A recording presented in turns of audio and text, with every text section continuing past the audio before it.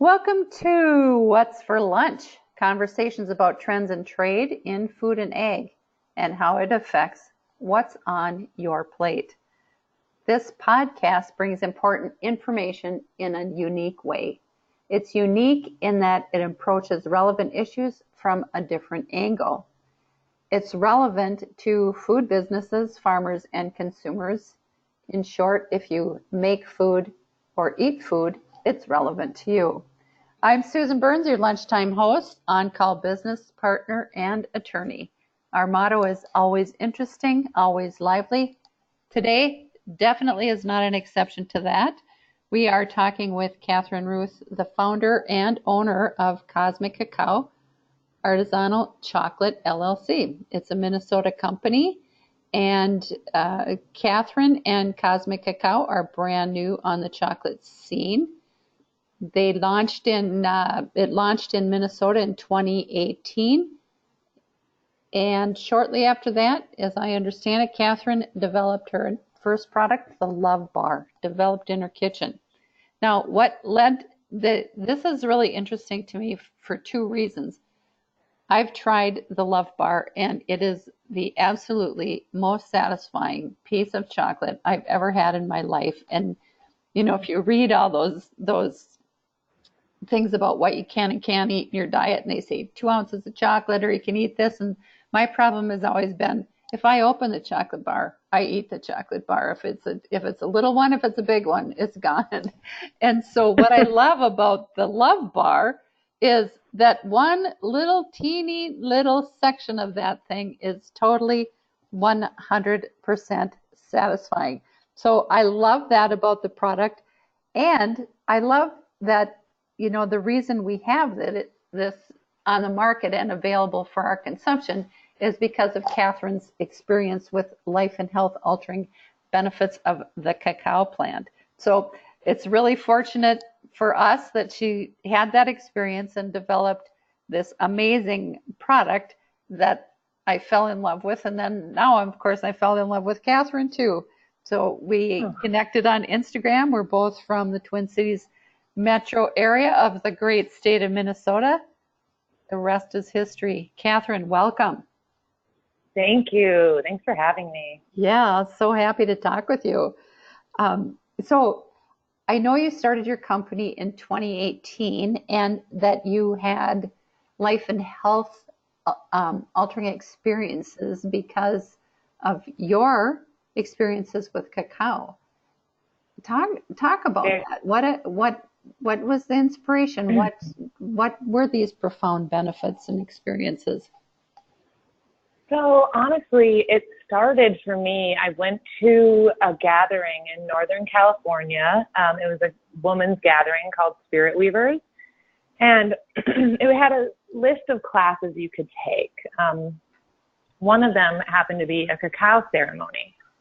There was a woman who came from Guatemala and did this cacao ceremony where basically she makes each person in the ceremony a drink out of cacao, and she plays the harmonium, she talks, and you just kind of sit in the feeling in cacao's presence.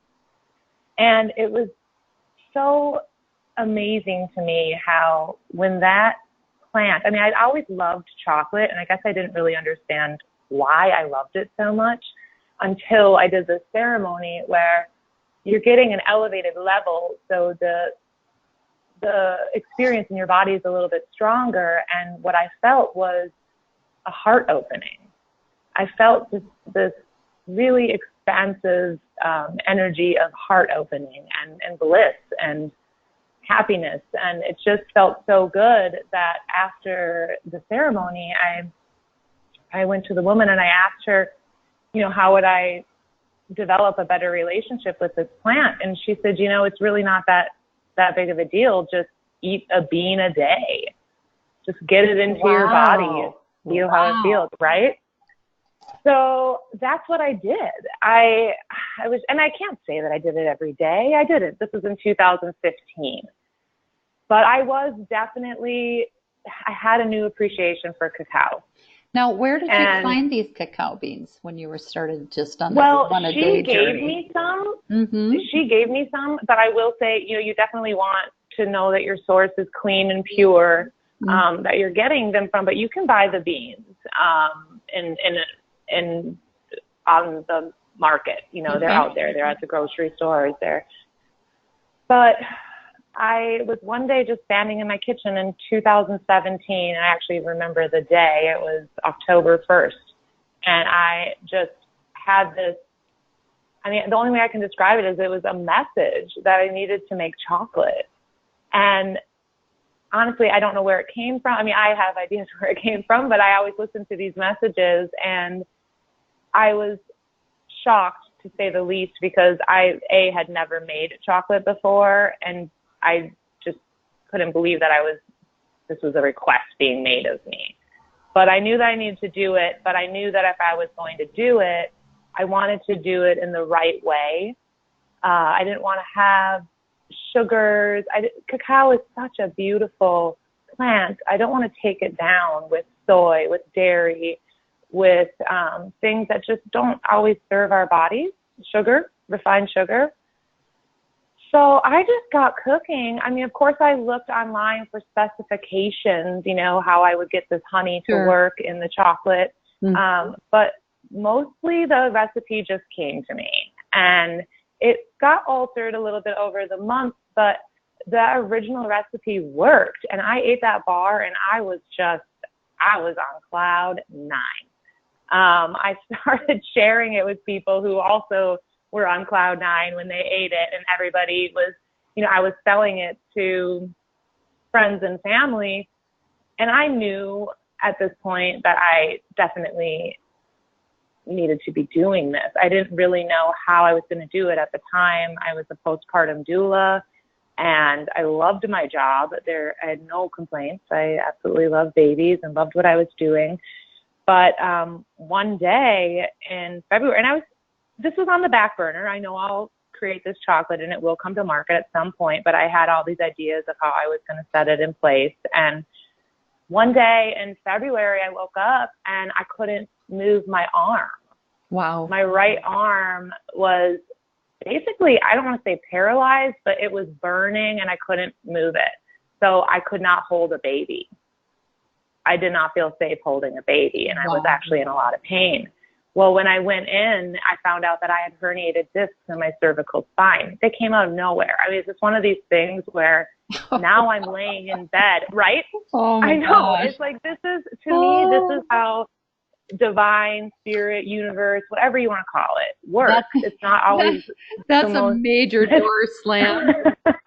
It was a huge door slam, and it was I'm not going to sugarcoat this. It was one of the hardest times in my life because I didn't know if I was going to get better. I was laying in bed. I have 2 children. I'm a single mom. It was definitely a struggle, but I knew when I was laying there that this was my time to start getting the ball in motion for this business. And that's what I did. I, started getting the licensing, kind of taken care of. I went and took my food safety manager's class. Sitting through that class was horrible because I was in so much pain, but I did it. And I realized that when I was making chocolate, I didn't have as much pain. And so I just kept making chocolate. And honestly, the rest is history. I got a kitchen space. I got a kitchen space before I was in any stores, never did a farmer's market, nothing. I just knew that this cacao needed to get out there now, and I didn't know how it was going to happen, but I knew it was going to happen. So you're a cosmic cacao doula. Yes. I love it. Oh my God. You just moved it over. Just to kind of to reach more people, I think is why the plant kind of came through me. And, if you look at any chocolatier, they have a relationship with that plant, whether they know it or not. The plant chose them to work with it, in my mind, is how I see it. And because this plant does bring love and joy to people, we need this right now. Yes, we do. I agree. Definitely. So Um, you jumped right in, you procured kitchen space, and then you yeah. started making the Love Bar. Talk about, I mean, it goes against the grain I of know. what somebody would, advise in business. So first you set up Oh, your yeah. business plan, you form your business entity, you test it at farmers market, nope, kitchen, we're No. going. So you had to have some challenges with that along the way. Talk about some of those challenges and how you navigated those. I mean, Oh, food goodness. is a highly I regulated mean, industry, highly regulated. yes. So, Yes.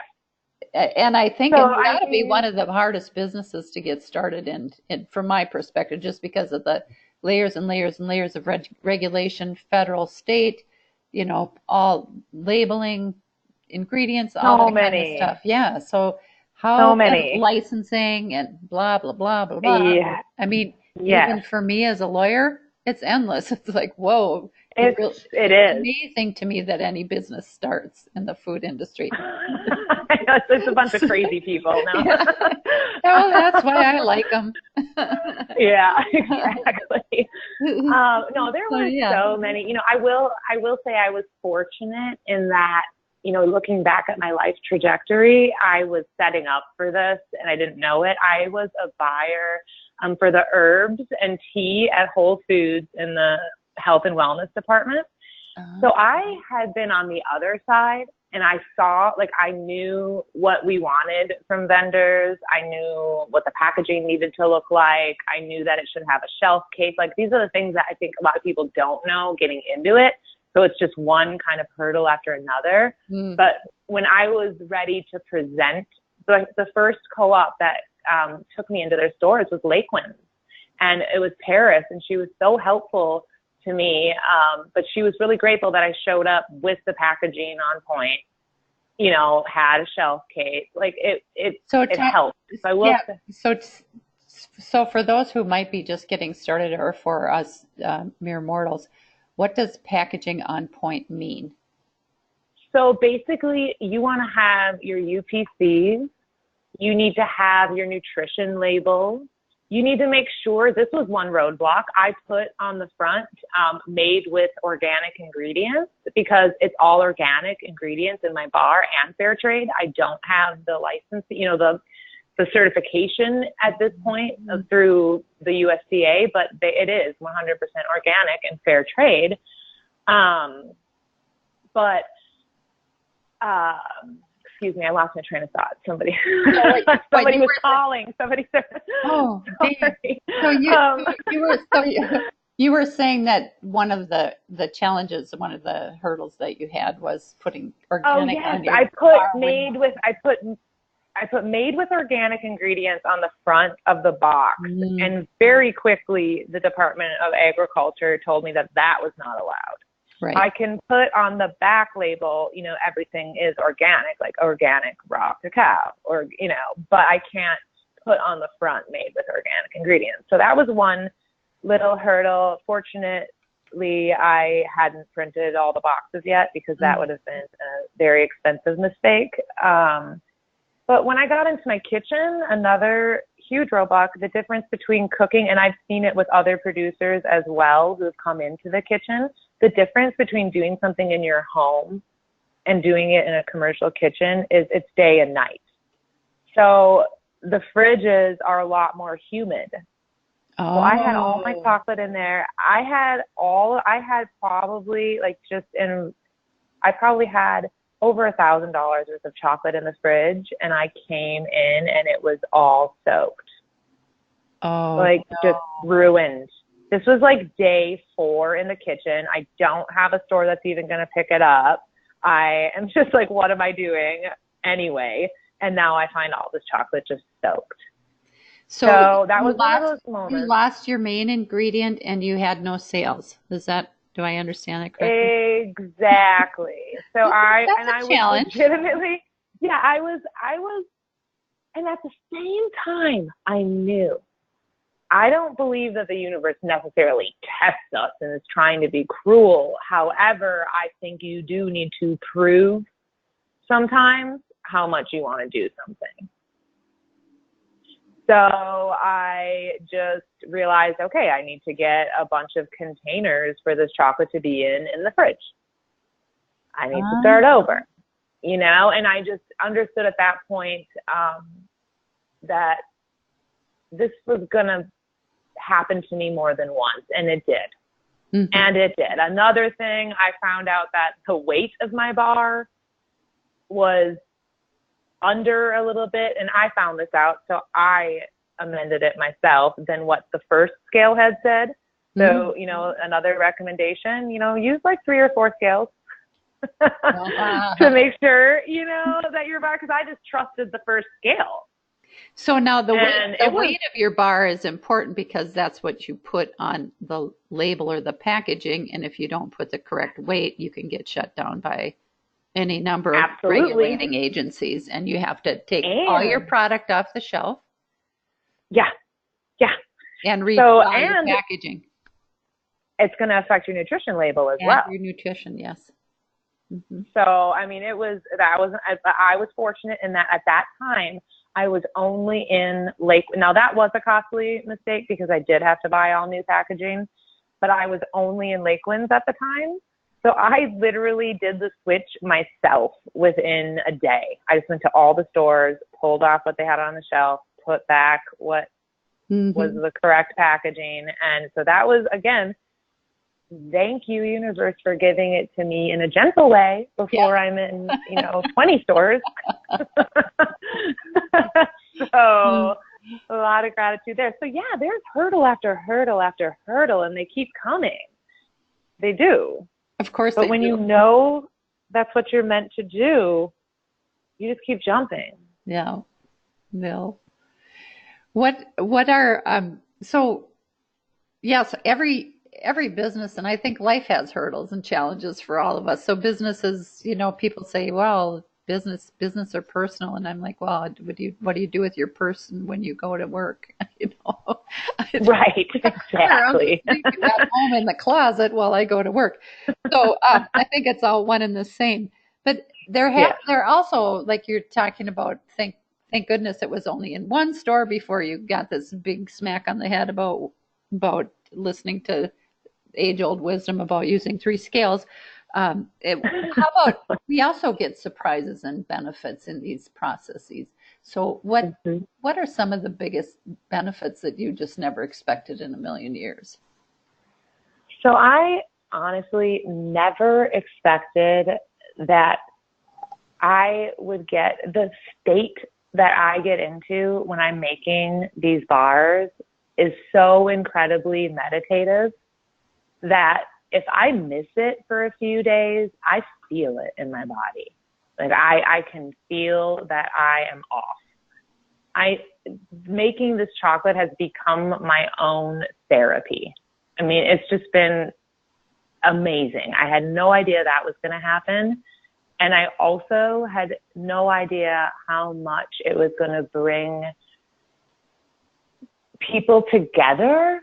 So my mother comes to the kitchen one day a week from an hour and a half away to help me wrap the bars. I was not seeing my mom weekly before this cacao business. And, she's getting closer. I want this relationship with her. I want to be able to see her every week. So now every week we're having this beautiful touch-in, and I'm like, wow, look at this plant that's known to be a heart opener and known to, bring love and joy, is doing that in my life in a way that I never expected. I have friends that come to the kitchen and just sit here because it just feels so good. Oh, nice. And it just feels really, the people that I've met, I met you, I've met so many lovely people through this plant, and it's just been phenomenal. Just phenomenal. So all those things that I'm sitting here with a big grin on my face, like from ear to ear, but listening to you talk about that, but it's all those things that, money can't buy any of that. And wow, what an amazing story. That's fabulous. It's incredible. I just, I'm not a day goes by that I am not grateful for this path that I didn't even know I wanted. Like it's like you think in your mind that when you're creating these dreams that you know what you want. And suddenly, something else can swoop in, and that's where it's just like we all need to be open to these messages that come through and listen, because how many of these do we miss, and who knows what we're missing? Exactly. It could be a whole new life. Yeah. Well, that's great. I want to ask you also a question that I ask everyone, and that is how what you do affects what is on people's plate. And I think in your situation, I'm interested in knowing because I've told you about my consumer experience with the Love Bar, and I've tried your other bars too. I'm in love with the Love Bar the most. They're all good, but my own personal favorite is the Love Bar. But so, I know you're delivering a pure, tasty, healthy product. Do you have other angles for how this affects what's on people's plates and their health choices and their food choices, or things like, or something I haven't even thought of? Yeah, I think number one, the effect, and the reason that I think all of us small business owners are in this, food business owners are in this, is to show that it can be done in a good way. And it does matter, the energy of what you're consuming, the energy that has gone into it from farmer to consumer is enormous. We think about organic sometimes solely for ourselves and what's good for our body, forgetting that there are human beings that are picking that plant, that are touching that plant all of the time. It matters, that it is healthy and organic, and that there's no toxins on it for the person who's picking it too, for the soil, for Mother Earth. So I think that ultimately, again, I know it sounds woo-woo, but to get back to it, it's the energy. We feel that in our food, and it matters. And I think that more people need to step up and start making food that's really thoughtful, because this is what we need in our bodies right now. We do not need mass-produced junk. It just doesn't feel good. We all know that. All know that. So you're creating and us buying and consuming something that is healthy for us, we in turn are creating healthy situations for everybody involved along the line, hopefully. That's how I feel about it. Yeah. I feel like, all of our actions affect the collective. Every little action. Which is why, I work so hard to have ethical packaging, this is not just about the person eating it, and that matters a lot, of course, but it's a much bigger picture in my mind. Yes. That just reminds me of I have a dog, and he had some health issues, and so I started cooking his food for him, and which I do to this day because it worked. Oh, yeah. Of course, people have all their comments about that dog's so spoiled, and I'm like, well, it's actually me, because this makes it much easier on me. We're not running to the vet every week. I'm not forking out the dough, so it's actually. And then the next comment is almost 100% of the time, I suppose it's all organic. And like as if that's bad. Like, why would you feed my dog stuff that isn't healthy? And why just because it's my dog would I say, oh, it's okay to pollute the earth. It's okay to, use poison chemicals. I never know what to say to that. I'm just like, yes, it is. Right. Of course it is. You know me. It's organic. It matters. It's fair trade and local if I can do it, Anyway. Absolutely. So I love it. Oh, so talk a little bit about about your ingredients. I'm just looking at this Love Bar. I even love your labeling. It's so cool.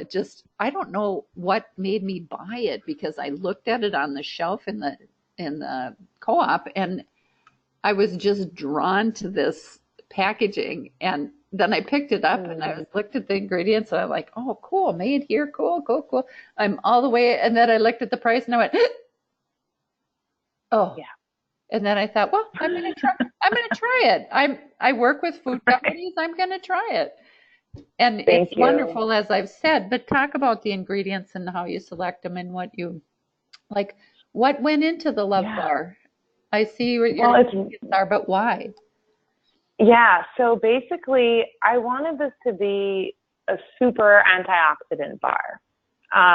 Cacao alone has 40 times the antioxidants of a blueberry. Wow. So right there, yes.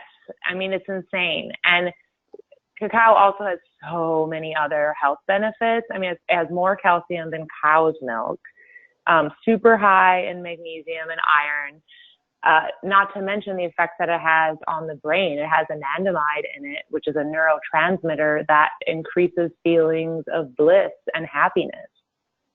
And it also decreases an enzyme, FAAH, that actually eats the anandamide. So people who have like are just happier people in general usually have less FAAH. But cacao inhibits that and increases anandamide. So there is a chemical, to me, I believe it's also very energetic, but there's also a chemical component to cacao. But here's the crazy thing. If you mix it with dairy, it stops that reaction in your brain. Oh, so wow. that's why you can feel the difference. Not to say that, a milk chocolate isn't delicious and amazing, but you don't get that same feeling in your body. You don't. And that's why. And then the next one that I put in there, that's in all of my bars actually, and I probably should advertise it more because it's a very precious root, maca root. Yeah. Maca is really also another heavy hitter as far as antioxidants, but also known to help with endurance and helps to balance hormones. I mean, it's got a list of beautiful effects. And I really like the mixture of maca and cacao. I think they work really well together.